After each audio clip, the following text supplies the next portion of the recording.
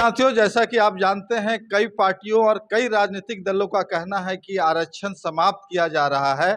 लेकिन आरक्षण कौन समाप्त कर रहा है, आरक्षण कैसे समाप्त किया जा रहा है? कोई कह रहा है कि संविधान बदल के आरक्षण समाप्त किया जा रहा है, कोई कह रहा है कि संविधान में संशोधन करके आरक्षण समाप्त किया जा रहा है, और कोई का कहना है कि विवाह करके आरक्षण समाप्त किया जा रहा है। बिहार में जिस तरह से पिछले दिनों राजनीतिक घटनाक्रम हुई, उससे तो यही साबित होता है। हमारे साथ शिव कुमार मांझी जी हैं और ये बताएंगे कि कैसे विवाहित रूप से आरक्षण को समाप्त किया जाता है और कौन कौन पार्टी और कौन कौन लोग हैं जो इसमें मिले हुए हैं और इस तरह से आरक्षण समाप्त करने के लिए तैयार हैं। दलित समाज के हक और अधिकार को लूटने के लिए नए हथकंडे अपना रहे हैं। तो आज बहुत बहुत स्वागत है सर आपका, शिव कुमार मांझी जी। जिस तरह से दलित समाज को भारत के संविधान में बाबा साहेब अंबेडकर द्वारा जिस तरह से उनको दबे कुचले को आरक्षण मिला था कि ताकि वो बढ़े आगे, समाज के मुख्य धारा में जुड़े, लेकिन इस आरक्षण को कुछ मनुवादी सोच लोग ऐसे कर दिए हैं कि आरक्षण संविधान में होते हुए भी उनको उसका लाभ नहीं मिल पा रहा है। खासकर राजनीतिक आरक्षण की बात कर रहे हैं, उसके बारे में आपका क्या कहना है सर, बिहार से संबंधित? देखिए, आप जो बात पूछ रहे हैं, जी असल बात है कि संविधान ने जो इस देश के एससी एसटी के लोगों के लिए आरक्षण का प्रावधान किया है, जी उसको समझने की आवश्यकता होगी। हम्म इसलिए कि संविधान बहुत ही नैसर्गिक रूप में उस समय के संविधान वेताओं ने जो उसमें रखा है और अंग्रेजों के साथ भी मिल करके इसको लगातार समीक्षा हुई है। जी आप देखते थे जो गोलमेज सम्मेलन हुआ करते थे, जी वो इंडिया से बाहर इंग्लैंड में जी 3 गोलमेज सम्मेलन हुए हैं, जी 30 में, 31 में, 32 में। और कोई गोलमेज सम्मेलन जो है एक दिन का नहीं होता था। एक एक गोलमेज सम्मेलन जो है लगातार 2-2 महीना, 3-3 महीना चला हुआ है। जी उस पर सारे बिंदुओं पर डिस्कशन किया गया। जी तो पाया गया उस समय कि भाई जो इस देश के एससी एसटी के लोग हैं, उनके संबंध में अगर विशेष रूप से संविधान के अंदर प्रावधान नहीं किया जाएगा तो उनकी माली स्थिति बदल नहीं सकती है, उनका उत्थान नहीं हो सकता है। इसलिए इस देश में उस समय आज तरह तरह की लोग राजनीतिक ढंग से उसकी व्याख्या करते हैं, अपने स्वार्थ में उसकी चर्चा करते हैं। वह देख करके बहुत दुख होता है। लोग कहते हैं आर्थिक रूप से, सामाजिक रूप से, दूसरे दूसरे रूपों में। अरे भाई, इन तमाम बिंदुओं पर उस समय बहुत विशद चर्चा की गई थी। उस समय आर्थिक रूप से भी चर्चा की गई थी, सामाजिक रूप से भी चर्चा की गई थी, शैक्षणिक रूप से भी चर्चा की गई थी। ये तमाम बिंदुओं पर चर्चा करके पूरे देश के पैमाने पर किस स्टेट में कौन कौन सी जाति एससी में और एसटी में रहेगी, इसकी सूची बनाई गई थी। और बजाते इसको जो है आर्टिकल 341 और आर्टिकल 342 में इसको डाला गया। और समझिए कि इससे कालांतर में, भविष्य में, पॉलिटिकल स्वार्थ में कोई राजनीतिक पार्टी अपना प्रतिद्वंदी समझ करके या अपना वोट बैंक बनाने के ख्याल से इसमें कोई छेड़छाड़ नहीं करे, इसके लिए संविधान के शेड्यूल 5 और 6 में इसको सुरक्षित रखने के लिए, इस कानून को सुरक्षित रखने के लिए सेफ गार्ड्स दिए हुए हैं कि चाह करके भी कोई स्टेट गवर्नमेंट या सेंट्रल गवर्नमेंट इसमें छेड़छाड़ नहीं करेगी। लेकिन अभी देखिए क्या हो रहा है। अभी लोग जो है नियमों का नाजायज आधार बना करके उनके हक अधिकार को छीनने का प्रयास कर रहे हैं।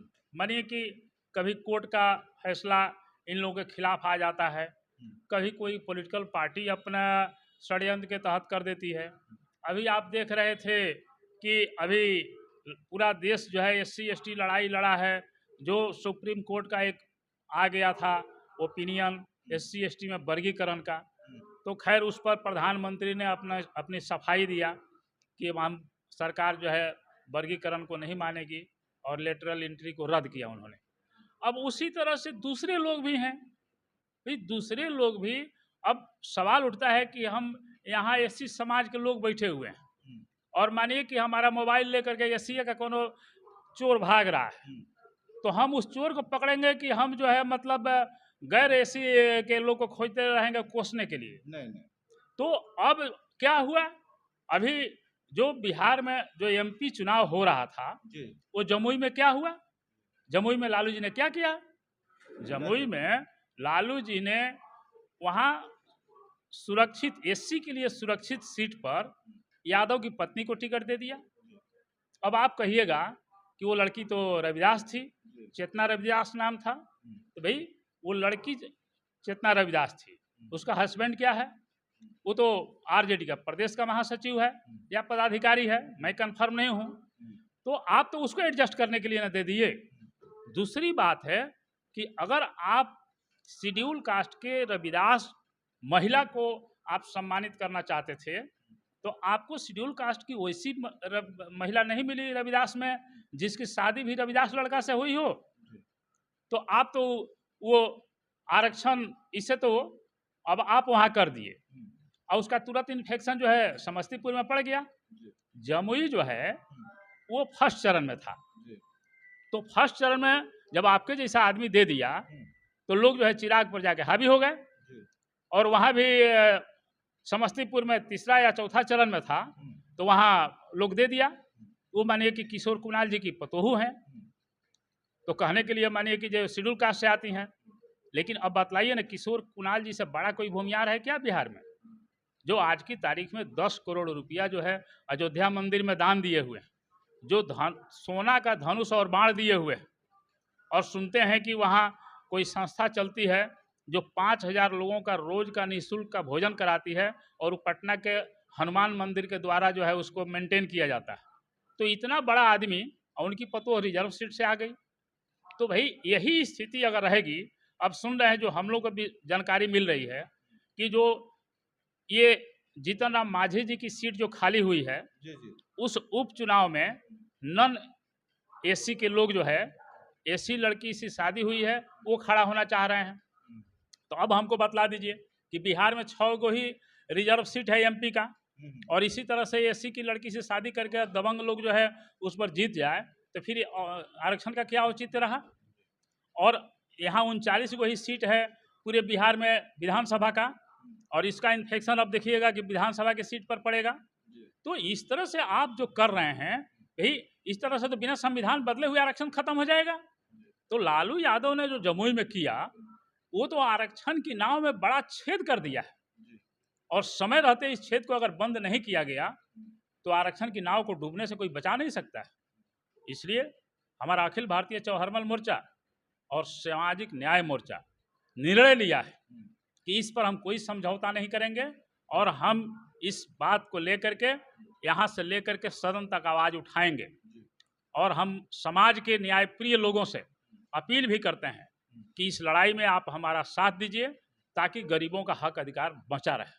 सर सवाल ये है कि आप सरकार का भी ये प्रावधान है कि अंतर्जातीय विवाह किया जाए, और उसका हक बनता है कि अगर कोई महिला अंतर्जातीय विवाह करती है तो उनको जो हक है चुनाव लड़ना, नौकरी करना, आरक्षण होना, वो तो संवैधानिक हक है। इस पे आप सवाल कैसे उठा सकते हैं?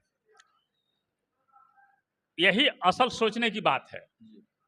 हमने आपको कहा कि आरक्षण दिया गया है कि जो समाज के निरीह लोग हैं उनका उत्थान हो, और आप इस नियम का नाजायज फायदा उठा करके उन निरीह लोगों की थाली आप खींचना चाहते हैं, उनके मुंह के निवाला को खींचना चाहते हैं।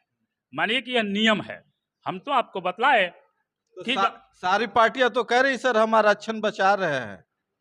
अब सब कोई कहने का मतलब है कि समस्याग्रस्त आदमी के साथ उत्पीड़न होता है और उसके साथ कोई दिल से खड़ा नहीं रहता है, और आप लोग जैसे मीडिया के लोगों के सामने फोटो खिंचाने के लिए मखमल की रुमाल से उसकी आंख के आंसू पोंछने लगता है और कहता है कि हम भी इनको मदद करने आए हैं। तो मदद करने का मतलब इस देश में नेताओं की कमी नहीं है और नीति की भी कमी नहीं है। पहले दूसरा स्थान पर आता था भारत, आज दुनिया में 1 नंबर पर आ रहा है जनसंख्या में।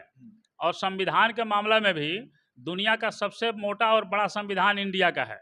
तो ना नेता की कमी है, ना नीति की कमी है। अगर सबसे बड़ी कमी है तो उसकी नीयत की कमी है। अगर नीयत रहेगी तो विचार आपका क्या कहता है, ऐसे कैसे बचेगा गरीबों का हक अधिकार। तो देखिए, जिस तरह से उनका निजी अधिकार है उसका हनन भी नहीं होना चाहिए, और जो राजनीतिक पार्टियां हैं वो पार्टियां जो है उचित ढंग से टिकट की बंटवारा करे, तभी आरक्षण बचेगा। इस तरह से आरक्षण बचाना पार्टियां की जिम्मेवारी है, जबकि खुद वो कह रही है कि आरक्षण हम लोग बचाने में लगे हुए हैं। भाई निश्चित रूप से आप वहाँ रविदास को देना चाहते हैं, रविदास की महिला को देना चाहते हैं, तो आप वैसी रविदास महिला को दीजिए जिसकी शादी भी रविदास से हुई हो। और आप अपने प्रदेश पदाधिकारी को, यादव जो पदाधिकारी हैं उनको आप मतलब लाभ पहुंचाना चाहते हैं, तो आप उनको किसी जनरल सीट से टिकट दे दीजिए। कौन आपको रोक रहा है? वो भी MP बन जाएगा और रविदास को भी फायदा हो जाएगा। लेकिन देखिए, जो अंदर की बात यह है सर कि अगर वो रविदास की सीट को दे रहे हैं किसी को, और उनका पति अगर यादव है, तो दोनों वोट मिल जाएगा, तो सीट जीतने का चांस ज्यादा रहता है। इस वजह से भी तो कहीं नहीं दिया जा रहा।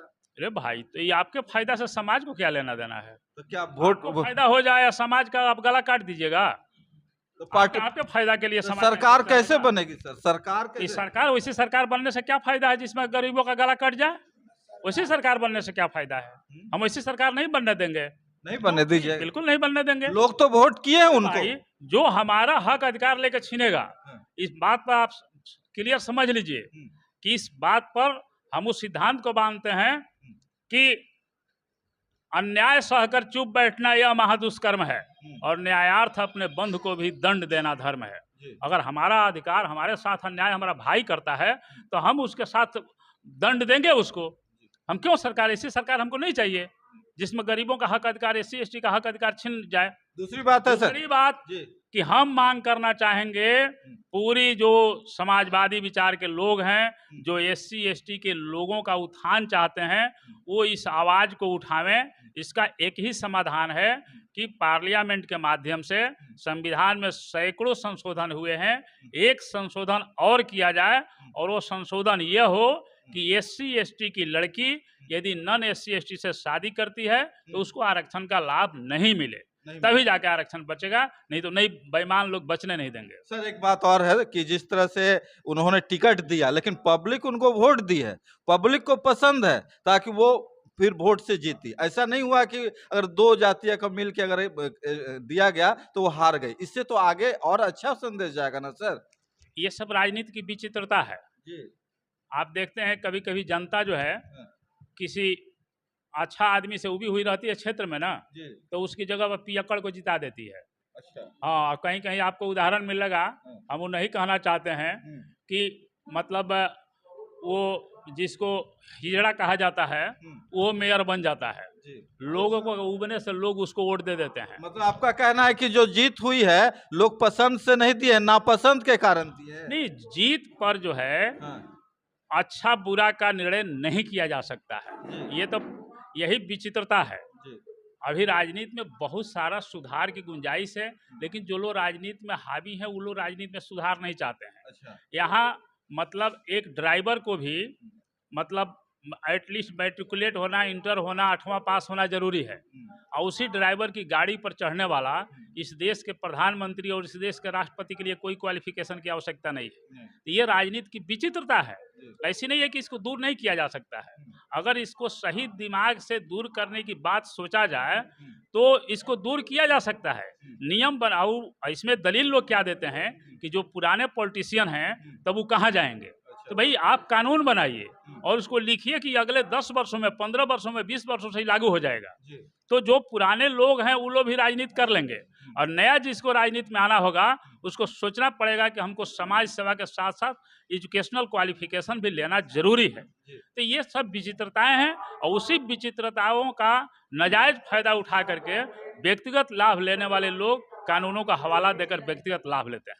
जिस तरह से फार्मूला टिकट देने का है, अंतर्जातीय विवाह करने के बाद टिकट देने पे कैंडिडेट जीत जाता है, उस तरह बिहार में आने वाला 2025 में विधानसभा चुनाव है। इस चुनाव में ये जो फार्मूला जो अभी सक्सेस कर गया पिछले लोकसभा में, ये फार्मूला कितना काम कर पाएगा और क्या इसी को दोहराया जाएगा कई पार्टियों द्वारा? देश के पैमाने पर आंदोलन खड़ा होगा जी, आंदोलन खड़ा होगा, और जो लोग इस तरह करेंगे, जी, एससी एसटी के लोग उनको वोट नहीं करेंगे। जी, एसटी एसटी के लोग को जागना पड़ेगा। एससी एसटी के लोग सड़क पर आएंगे, जी, और इसको संशोधन करके रोका नहीं गया हाँ, तो बहुत बड़ा आंदोलन देश के पैमाने पर खड़ा हो जाएगा। जी, अभी ये बिहार से शुरुआत हुई है, जी, लोग नहीं जान रहे थे, समझ रहे थे। जी, अब लोग देखे हैं, लोगों की आंखें फटी की फटी रह गई जी, कि भाई लोग तो यहाँ तक कहते हैं कि चिराग तो अभी राजनीति में नए नए आए हैं, जी, उन बहुत सारी चीज को नहीं समझते हैं। जी, लेकिन लालू जी तो अपने को गरीबों के मसीहा कहते हैं, जी, जीवन के अंतिम पड़ाव में हैं। जी, उनसे कोई कैसे उम्मीद करता है कि वो नहीं समझ रहे होंगे? जी, तो वो कैसे गलती कर दिए? इसलिए लोग जो है अब अपने हक अधिकार के लिए खुद सड़क पर जनता आएगी, और इसका संशोधन करके इसको रोकना पड़ेगा, और जो पार्टी इस तरह के लोगों को टिकट देगी, लोग उसका बहिष्कार करेंगे। चलिए, बहुत बहुत धन्यवाद। ये थे हमारे साथ श्री कुमार मांझी। बेबाक तरीके से अपने बात रखी और किस तरह से आरक्षण का हनन किया जा रहा, आरक्षण के होते हुए भी ये सारे बातें बताई।